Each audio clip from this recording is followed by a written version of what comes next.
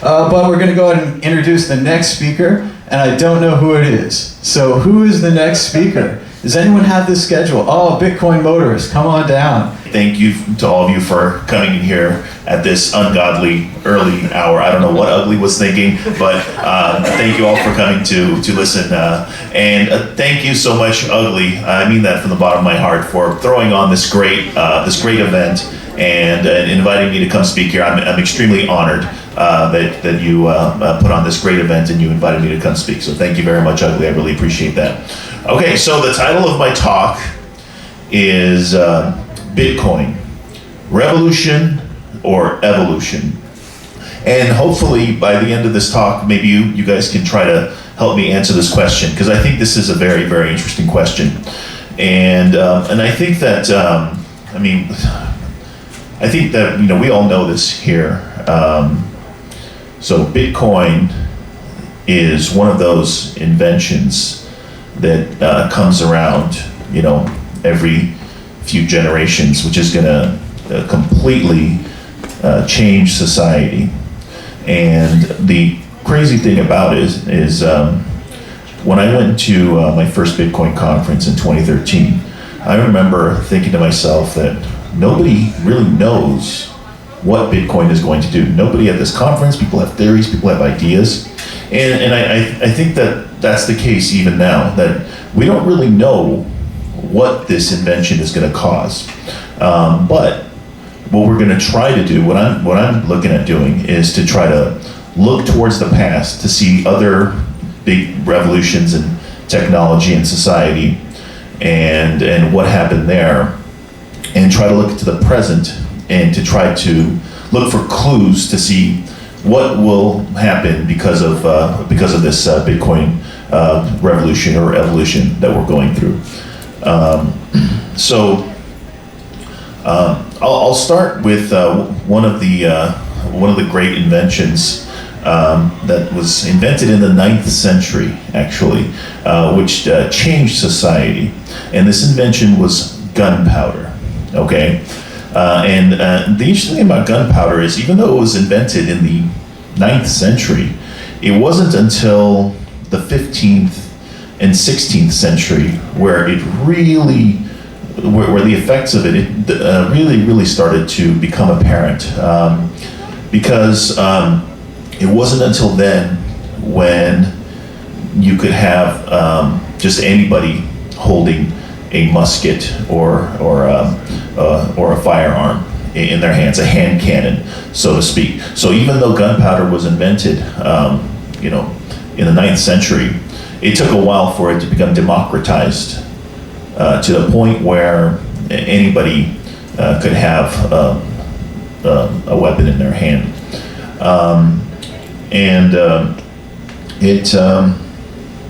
So it took a long time for the potential of this invention to become apparent.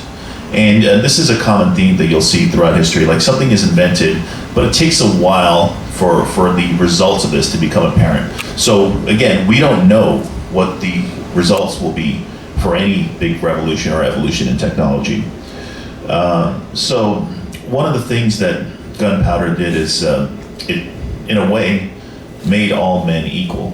Okay, so it doesn't matter how tough of a guy you are. It doesn't matter, how much you've trained. If you get hit with a musket shot, you're going down. And it doesn't matter how skilled of a fighter you are. And this had great consequences for history. But the question is, was it a revolution or was it an evolution in warfare?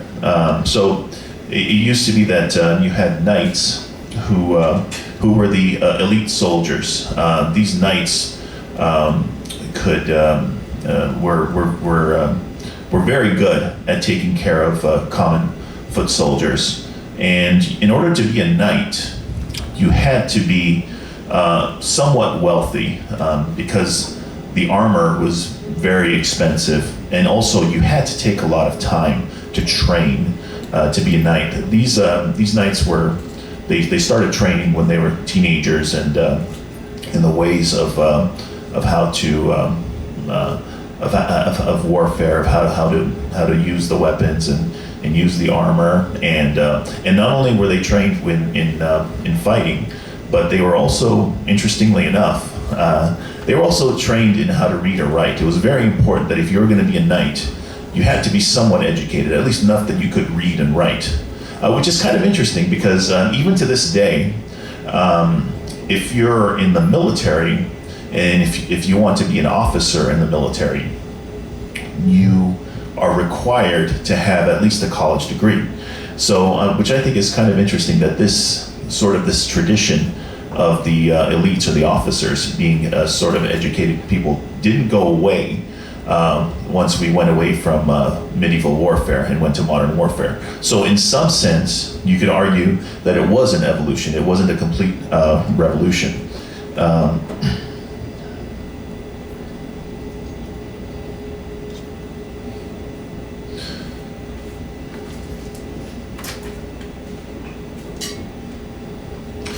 So over time, what we slowly saw was that the armies of nobility were replaced with these professional mercenaries, so to speak, and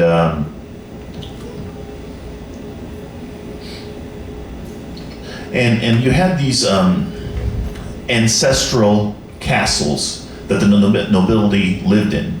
And these castles were one of the sources of defense, and also the knights were also helping to defend these castles. And the interesting thing about these castles was that they were great against melee weapons and against primitive artillery and primitive ranged weapons. But once gunpowder artillery was started to be used, these castles were no longer good enough to protect the nobility from attack. In fact, the castles kind of were actually, since they were centralized, they were actually vulnerable to attack rather than being decentralized.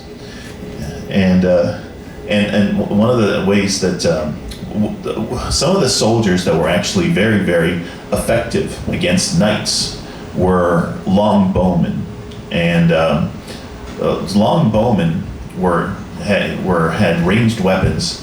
But here's the problem with a longbowman. In order to operate a longbow, you have to be extremely strong.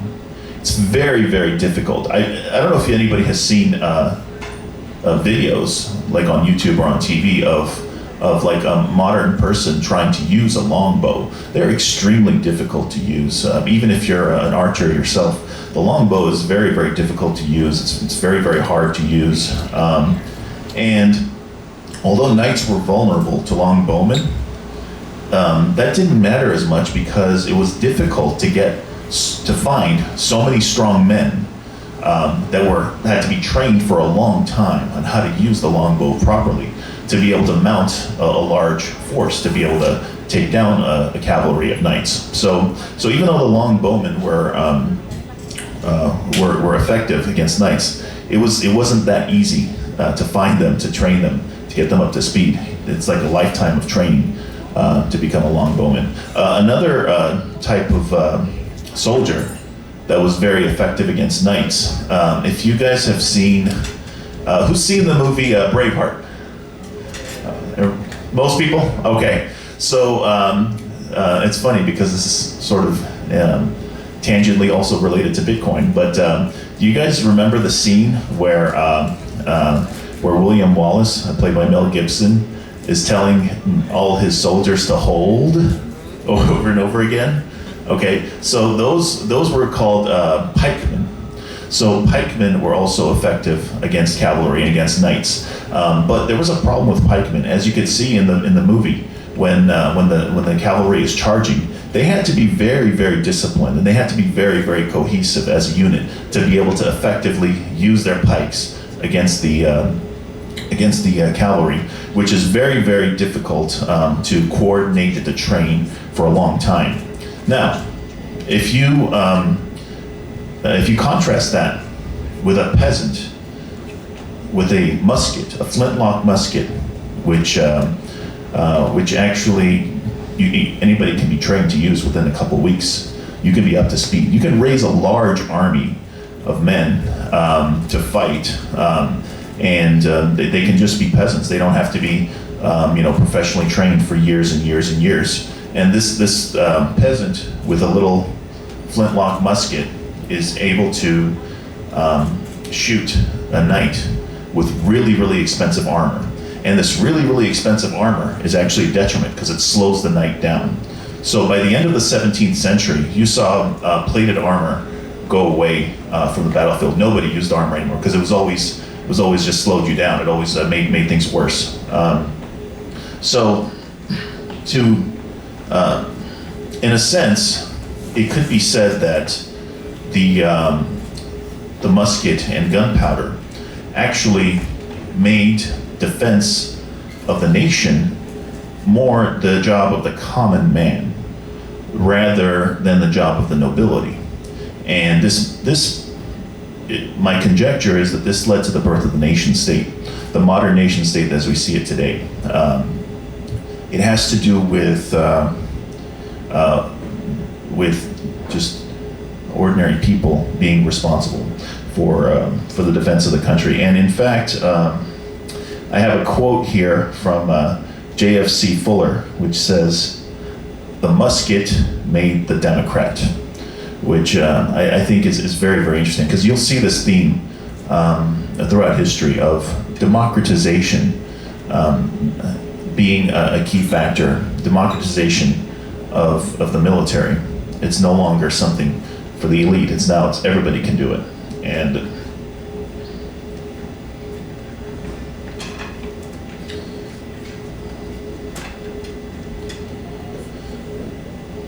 with the birth of the modern nation state, what you see more of is this stressing of patriotism and nationalism. In the Middle Ages, whether some peasant was working in France or in England or in Germany, it didn't really matter to them. There was no real national pride, and it was like whoever's in charge, whoever the current king is in charge, nobody really cared that they belonged to a nation. It wasn't really a thing.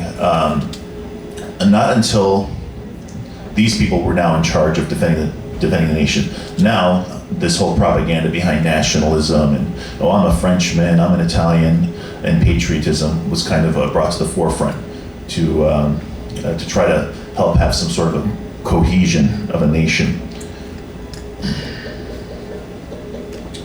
And so, again, the question is, was this an evolution or was this a revolution? Because although the aristocrats lost power because they were no longer the ones that were defending the nation, they still made up mostly the officer corps. So they lost power, but they didn't completely give it up. They kind of like went along with it. Okay, this is the new way of doing things, so let's co-opt this. Let's adopt this for our way of doing things.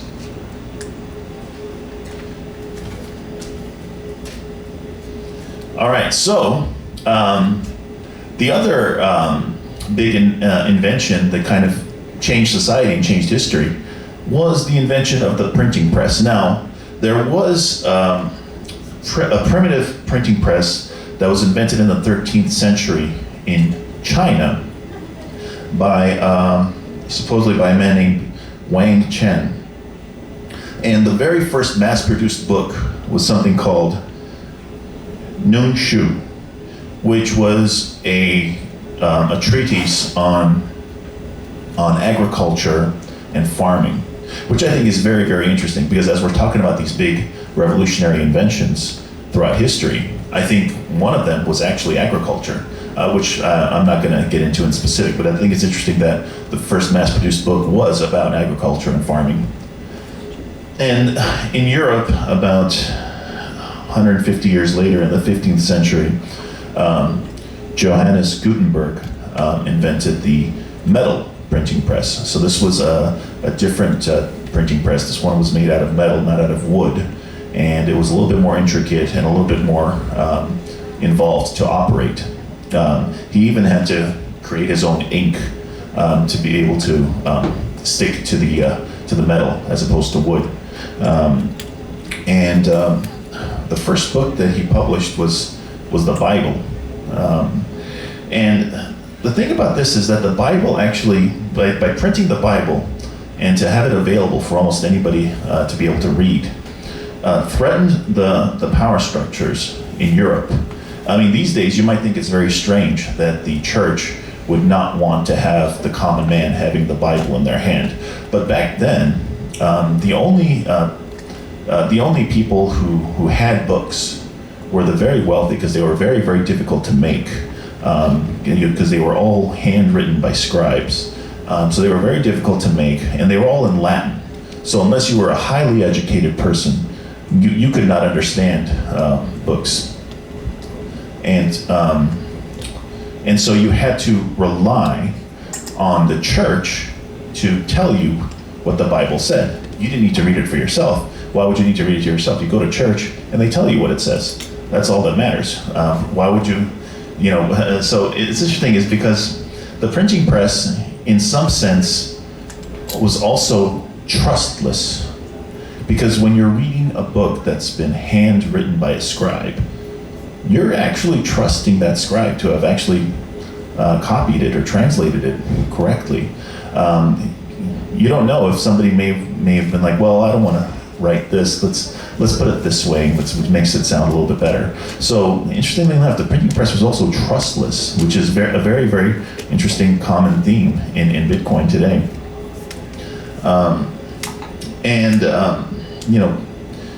People like John Calvin and Martin Luther and Copernicus, these people were able to publish books, and these books were seen as heresy by the Catholic Church. And the books were actually printed in all different languages. It wasn't just in Latin anymore. So different languages, so more and more people could actually read them, and literacy rates went up. And in fact, the very first newspapers also started appearing in the 17th century. These were primitive newspapers, but they were newspapers nonetheless. So this brought about the Age of Enlightenment. There were so many philosophers in this era, John Locke and Francis Bacon and Copernicus. There was all these different philosophers that all of a sudden sprang up in this Age of Enlightenment. And the interesting thing is that according to Jean-Jacques Rousseau, these philosophers didn't just spring up in this era. They were there in all eras, in previous eras. These really, really smart people were saying these really, really brilliant things before the Age of Enlightenment. But the problem was their scope was limited. They could only speak to the people that they had in front of them. They couldn't really mass produce and publish things that people in faraway places could also see. So it was just basically a guy speaking in front of a group of people, and that was it. It wasn't, the reach was very, very limited unless you traveled around. But even then, it was also very, very difficult to get the message out. So it wasn't that these philosophers just sprang up in this Age of Enlightenment. It was because of the printing press that everyone could actually read these philosophers for the first time. And and these philosophers became famous for that reason, because people could actually read their works. So I think it's very, very interesting that we kind of have this backwards of this cause and effect, that it wasn't the philosophers, but maybe it was the technology that brought about the Age of Enlightenment and the Renaissance. So, and according to also Jean-Jacques Rousseau, this was the downfall of empires. Once you could spread the words of philosophy and science and art, that meant that the stranglehold that the empires had on the people was weakened significantly. Protestantism spread, and there was the decline of Catholicism because of the printing press,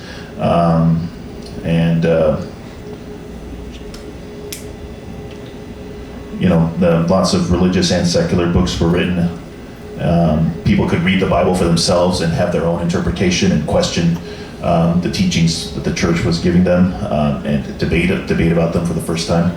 This was very, very scandalous stuff. I mean, I'm sure there was a lot of FUD about it back then, that anybody could just read the Bible.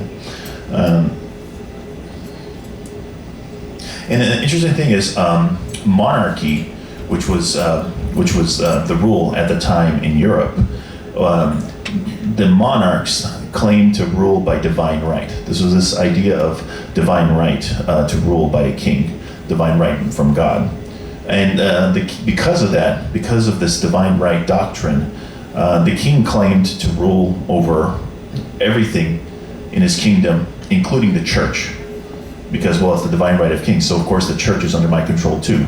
Now, the interesting thing is that the Catholic Church had a different take on it. Their idea was that the Pope rules over the kings. So there was this a little bit of a tension between the rule of the church by the Pope and the rule of the kings. And in fact, the Pope at the time claimed to have the power to depose Catholic kings if he wanted to. And some attempts were successful and some attempts failed. So there was this war between the church and the state, so to speak. And like who was going to rule who? Was the church going to rule the state, or was the state going to rule the church? And Martin Luther talked about the doctrine of two kingdoms, a separate kingdom for the state and a separate kingdom for the church. So Martin Luther may have had the first inkling of the separation of church and state. So I think that my conjecture is that the separation of church and state was brought about partly because of the printing press and the way these ideas were spread. So the next big revolution that happened in technology came about in the 18th century. And does anybody want to just yell it out if you know it? What was that revolution in the 18th century? Anybody know it? The French Revolution. Which one? Assembly line? Yeah. So, okay. I heard assembly line. That's close enough. Someone said French Revolution. That was kind of related, I guess. But yeah, the assembly line, or otherwise known as the Industrial Revolution. Absolutely. So the Industrial Revolution was kicked off by the spread of steam power first, and then by mechanized factory systems. I don't think people really understand how incredible the Industrial Revolution was. I don't think people give it justice. But it began in Great Britain, the Industrial Revolution did, and it led to Great Britain becoming a global trading empire. The old phrase, the sun never sets on the British Empire, which had, there was the East India Company, and because through that East India Company, the British Empire had political influence, in India, in the Americas, North America, and the Caribbean, and in other places. And so this was just an incredible revolution. It gave a lot of power to the British Empire. But the thing about it is that even though the British Empire was the first to benefit from it, what the most incredible thing about the Industrial Revolution was that, I think Zezo touched on this earlier today, but you could draw a line through history. You could draw a line from the beginning of prehistory all the way to the Industrial Revolution, where you say how much wealth did the average common person have, and it was basically nothing. Everyone was broke. Everybody was in poverty.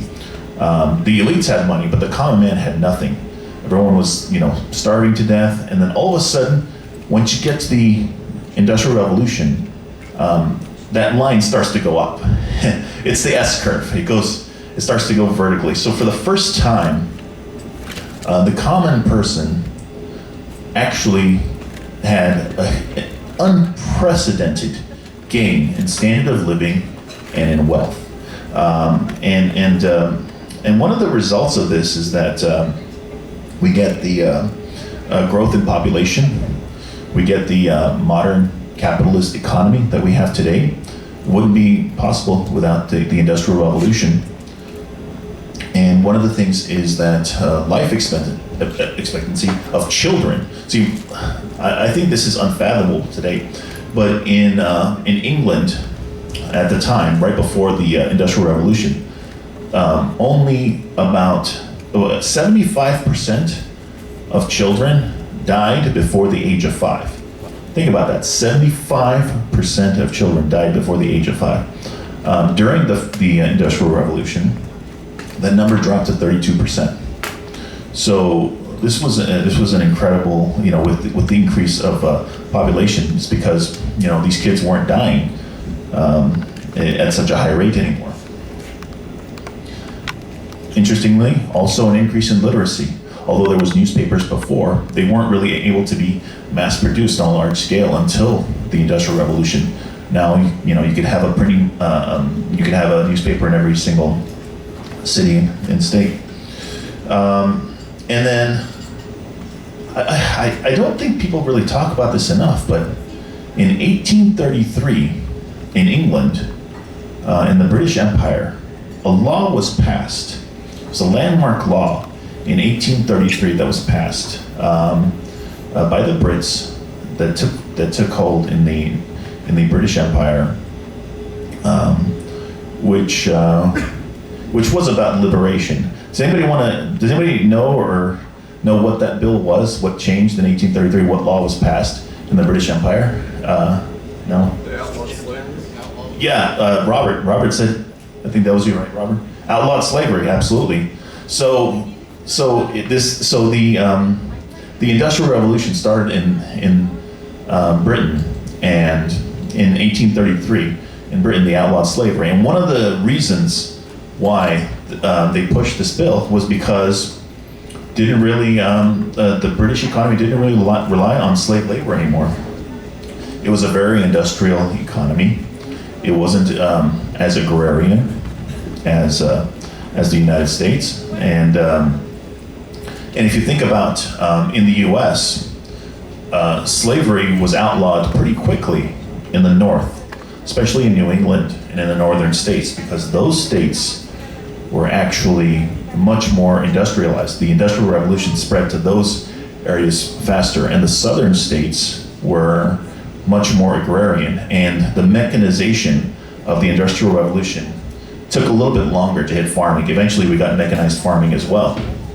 But this is one of the reasons why the northern states were free and the southern states were slave states. It's because the southern states were much more reliant on slave labor. And it wasn't until mechanized farming was able to, where the Industrial Revolution, it's a little bit difficult to industrialize picking of crops. Certain crops are very, very sensitive. They need to be picked by hand. But once they figured out how to do that, like even tomatoes these days are not picked by hand. As soft, fragile as a plant as it is, if you have a machine that goes through and picks those tomatoes. So, and the Industrial Revolution, I think, is what brought about the end of slavery, and we had free trade and free labor and a high efficiency economy, modern economy, because of it. And then that brings us to, I think, an ongoing revolution or an evolution which is happening, which is the information age. The information age started in the 20th century with the invention of the transistor. So with the transistor, you went to integrated circuits, and eventually you went to the internet. Now, the interesting thing is that with it had to have been the democratization of the integrated circuit. So we went from computers that were mainframes that were in like schools and government buildings and in large office buildings to PCs that were in everybody's home, and then also the internet. The internet used to be connected to just some schools, some military installations, and some government buildings. To now, we have this democratization of the internet where most residents, especially in the West, are connected to the internet. And now look at this. So now we have computers in every home, and we have an internet in every home. And what does that give you? That gives you the fuel that you need for Bitcoin to be invented. Because if Bitcoin was invented when only a few places had these large mainframe computers and only a few places had the internet, a few large institutions had the internet, I don't think it would have worked. It would have been centralized. it would have been centralized in just a few buildings, and a few government buildings, and it could have been quashed right away. So you couldn't get Bitcoin. Bitcoin could not be invented if it wasn't for the spread of the PC and for the spread of the internet. And actually, I had this idea. I haven't really thought about it much, but I'd like to explore this idea, where it's not only that the PC revolution and the internet revolution brought about Bitcoin, but I think that Bitcoin was possibly inevitable. Once you got the PC and once you got the internet, Bitcoin was going to be invented at some point. Whether it was invented, at one point, or 50 years in the future, or 50 years prior, it was going to be invented no matter what. Once you had that, once you had computers in every home, and everyone could afford a computer, and everyone could get internet, it was like, I think it's possible that Bitcoin may have just been inevitable at that point. Someone was going to come along to finally get that secret sauce right to make Bitcoin work. And so here's the thing. So what does this current revolution that we're in, what are these big changes in society that maybe we can't see yet, but what are they going to be going forward? I don't really know, but I have some ideas. So one of the things is that with the internet, your tribe can be less geographical. Usually the tribe is just the people in your area, the people in your neighborhood, your friends and family. But if you can go online and you can find a community of Bitcoiners, or you can find a community of libertarians, or a community of people that likes knitting or something like that, you can find your tribe online, and your tribe isn't necessarily going to be geographical. It's just going to be, so people might be organizing themselves as to their interests, what they're interested in and what they think, rather than the geography of where they happen to be living in. And I think that's a very, very interesting a development, and that may have some long-standing consequences.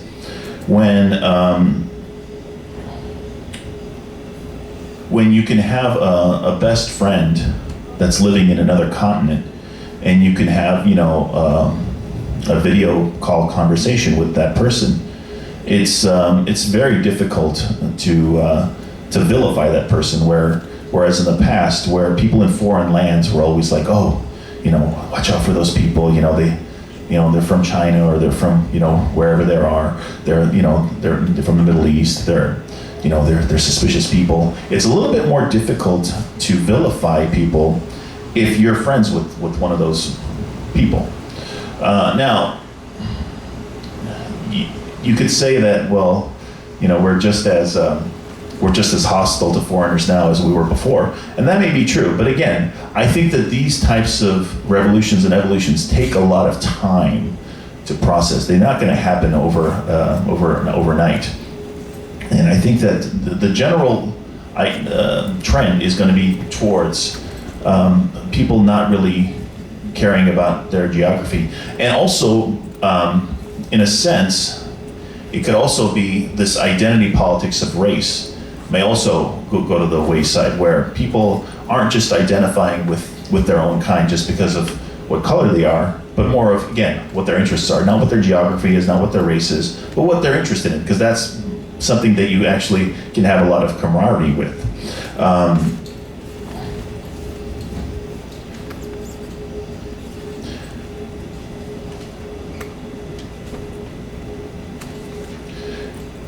So, and this might lead to a decrease in nationalism that we kind of saw with the invention of the nation state. So people might be less nationalistic than they were before.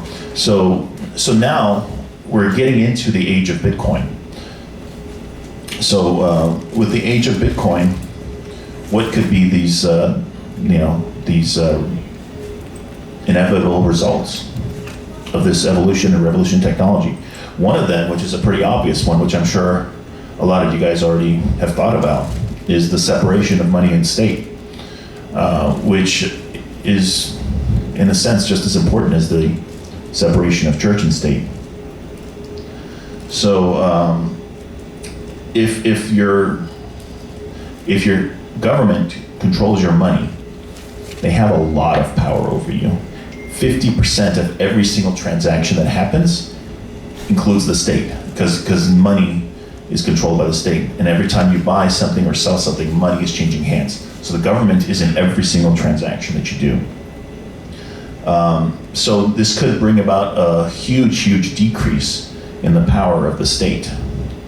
Now, what does that mean? Is that going to mean that the state's going to go away? Maybe, but I don't know. It could just be that that the state's power is just dramatically reduced, but it's still there. The same way that we still have a pope, but doesn't have as much power as they used to have in the 1500s.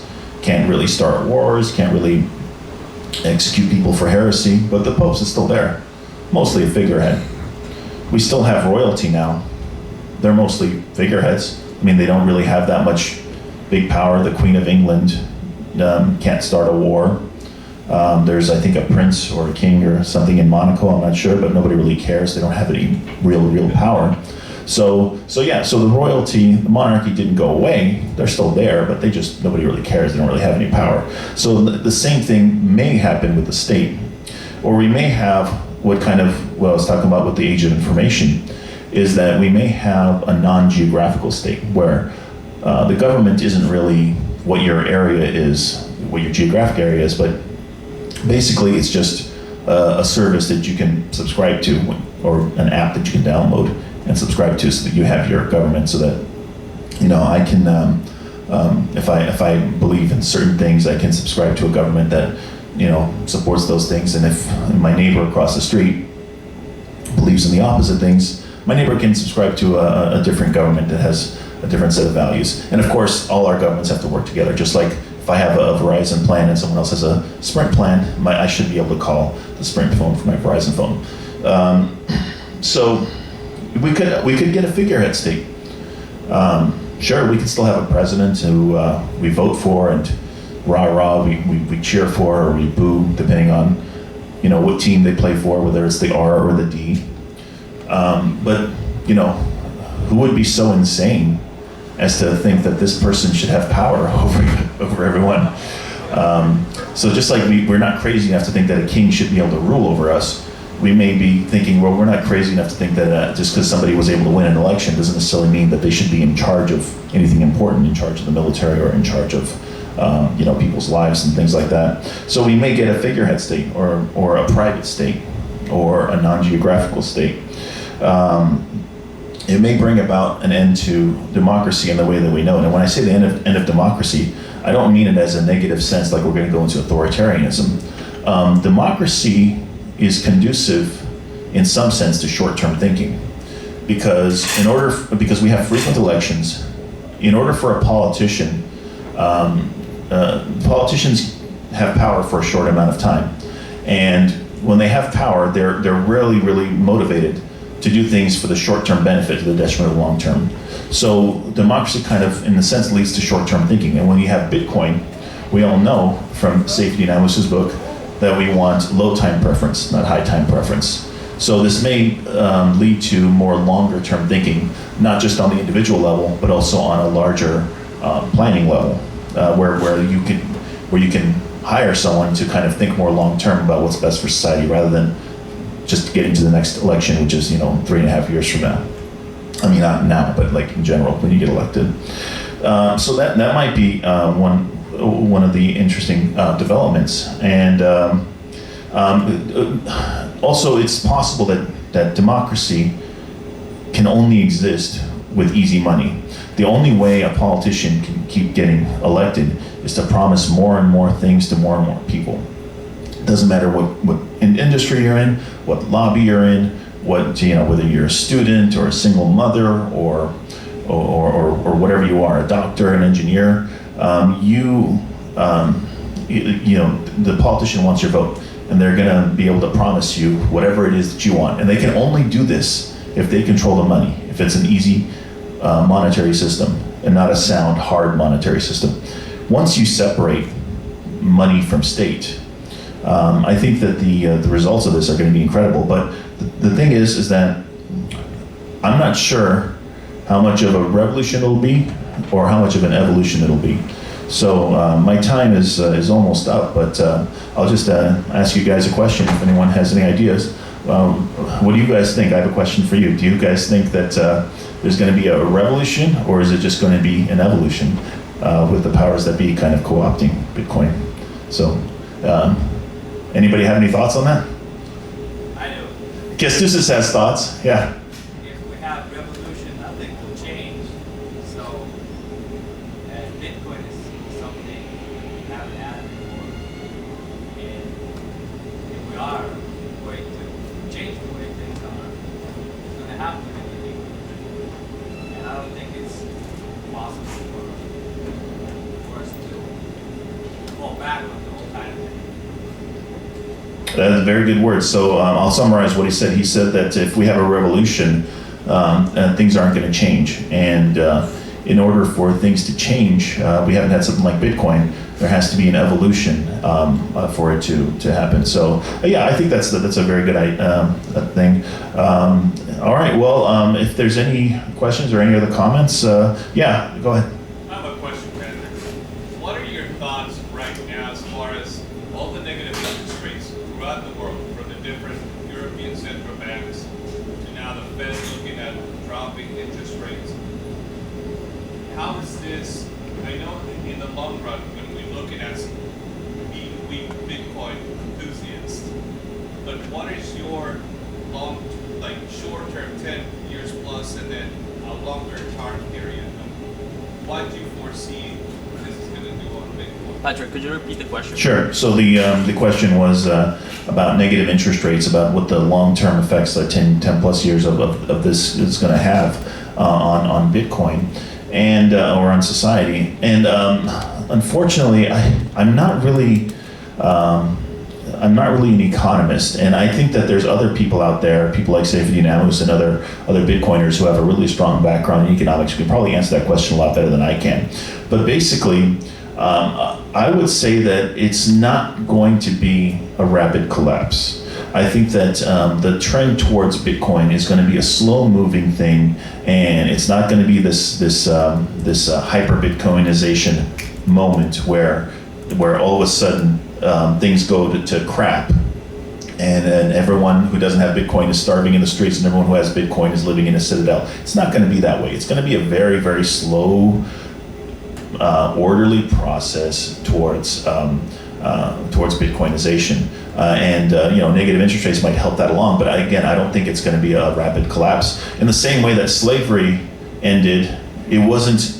There were certainly slave rebellions and slave revolts, but it was an evolution. It was basically the powers that be said, "Hey, let's end slavery," because yes, there's being revolts and there's revolutions and slave rebellions, but it's not really worth it. The risk is not really worth it. We should really bring these people along, and then they can maintain their power, and they're not overthrown. So yeah, short answer is I don't really know. So, well, my time is up. Thank you so much for listening. I really, really appreciate it, and thank you very much. And mad Bitcoins. All right, thanks so much, Patrick. I really like the history there. Just to cover what you guys were talking about revolutions. One of the reasons I got into Bitcoin is when you have a revolution, you always have this outside party that's promising change. Then when they take power, they'll give you the change. Then at the end, you get the results, if it's the change you wanted, if it works out, if they cut the right heads off the right people, these kind of things. Whereas Bitcoin doesn't care about your revolution. Bitcoin has 21 million units and it's not changing for anybody. That's one of the best things about it. It's hard to change the code. So right now, no one knows about Bitcoin. After everyone knows about Bitcoin, and after Bitcoin's the standard, Bitcoin won't change at all. So this revolution, unlike the other ones, you can see it's already giving you what it's promised. It's not going to change. But I was also interested when he was talking about gunpowder. It reminded me of one of my favorite quotes by General George S. Patton. And Patton was a big fan of movement in warfare, much like Rommel and the Blitzkrieg lightning war that was popular at the time. And what Patton said is that fixed fortifications are a monument to the stupidity of man. And he was talking about walls, and he was talking about castles, and he was talking about fortresses. And everyone knows that Chinese built a wall, and it was so big they called it the Great Wall. And you could see it from space. They didn't know this at the time, but you could see it from space. And this really impressed the Mongols, who promptly rode around the Great Wall and conquered China for thousands of years. We have a president now trying to build walls. And if you compare that to Bitcoin, nothing about Bitcoin's centralized. You can take out the programmers, you can take out some of the servers. They're all over the world. The fans of Bitcoin, the people who hold it, the programmers, all over the world, anyone can join in. So it's completely decentralized. So we don't have that fixed fortifications problem. So I think it's going to be really good for the future. But